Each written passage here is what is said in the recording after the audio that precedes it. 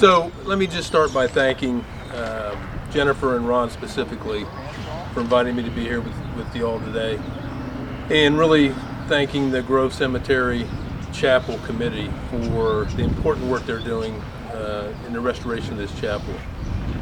You know, I've driven up and down 309 my entire life growing up. I've been through the cemetery. I have great-grandparents buried right over here. I have grandparents buried over here, and soon both parents buried over this way.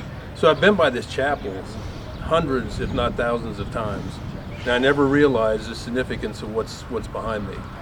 It is a piece of history that Kenton and Hardin County ought to be exceptionally proud of.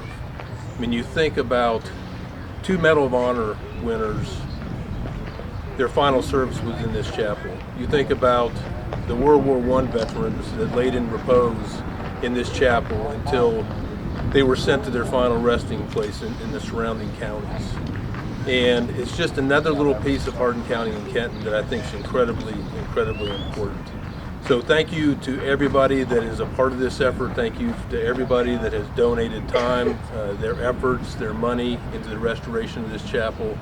And I can't think of anything that's more important right now in Hardin County and specifically in Kenton to preserve this piece of history.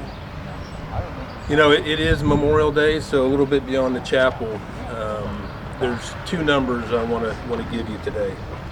One is 1,344,500, I'm sorry.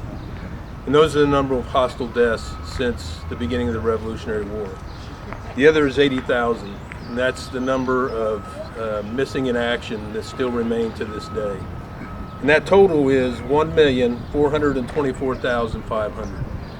That's a really big number. That's bigger than the amount of people living in Columbus, Cincinnati, and Dayton combined. And that's the price of freedom.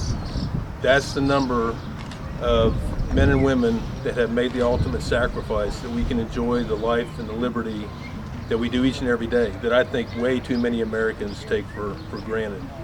When I was growing up, I remember coming to these ceremonies, and I understood the importance of remembering and reflecting, but mostly Memorial Day, to be honest with you, was about barbecues. It was about maybe getting in around to golf with Dad. It was, you know, school was out, so it was a day off. And I think that's sad that that's what Memorial Day means for most Americans. It's a pretty simple ask to stop and reflect on the amount of sacrifice that has been made that we can live the life that we all enjoy living. You know, those 1,424,500 that made the ultimate sacrifice, that gave everything they have, that we can live the life we live in this country, enjoy the freedoms that we enjoy.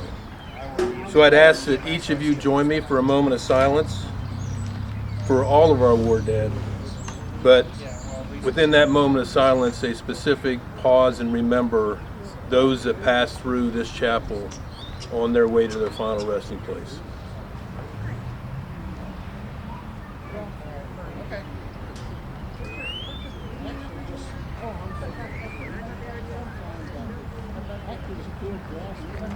Thank you.